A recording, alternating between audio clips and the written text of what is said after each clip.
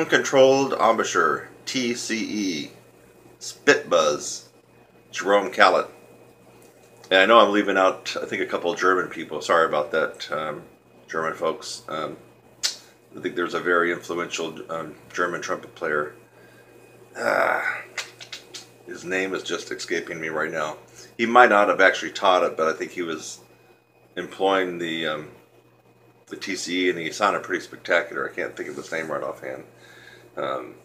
I believe the guy I'm thinking of died at an early age of early 40s due to alcoholism. But he was a pretty good player, and I believe he's associated with the TCE, Tongue Controlled Embouchure.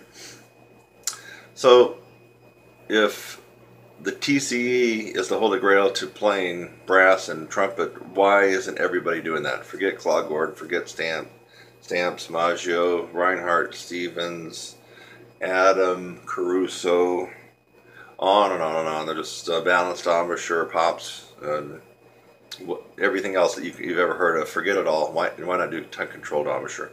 The reason is because the tongue-controlled embouchure really doesn't take you through the process, in my opinion, and you need to go through that process. It's kind of a radical, different approach to playing a brass instrument that could work for somebody who's tried other possibilities. That's how I'm going to say it. So I don't recommend anybody go out and start doing their spit buzz and the tongue controlled embouchure and changing their embouchure to that. But I do recommend the tongue controlled embouchure and checking it out if you've tried everything else. I mean, this hasn't happened yet, but if you go through my course and it still didn't kick your butt and make you where you wanted to be at physical wise, then try the tongue controlled embouchure. But I haven't actually had to point anybody in that direction, because the people that go through my course go through the process and they come out very strong and usually getting what they're after. But I would recommend the TCE if you've tried other things and have failed or fallen flat on. It seems to work for some people. Oh, I can't remember the guy's name now. You're really going to hate me on butchering these names. I think Mac, he's even a friend of mine on Facebook. Mac Gallahan. Sorry if I'm not getting that exactly right. I believe he uses that and with tremendous success. But again, I don't see it being the Holy Grail to brass and trumpet playing.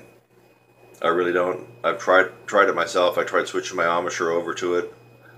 You know, there uses no tongue arch, and the spit buzz, and it's kind of weird. You're kind of using part of your tongue as your lip. It's just, I'm not going to go into it all right now, but it didn't work for me at all, and I don't think it's going to work for most players. But I think it will work possibly if you've tried everything else. I mean, this is a good last resort routine and technique to get into. So there you have it, the Jerome Caller method, if you want to think of it that way. I think he had a video out called Master Super Jobs, and otherwise it's tongue controlled embouchure. I don't think Jerome Caller invented that. I mean, I believe it might have been invented in Germany or over there in Europe. So that's my story, and I'm sticking to it on the tongue controlled embouchure.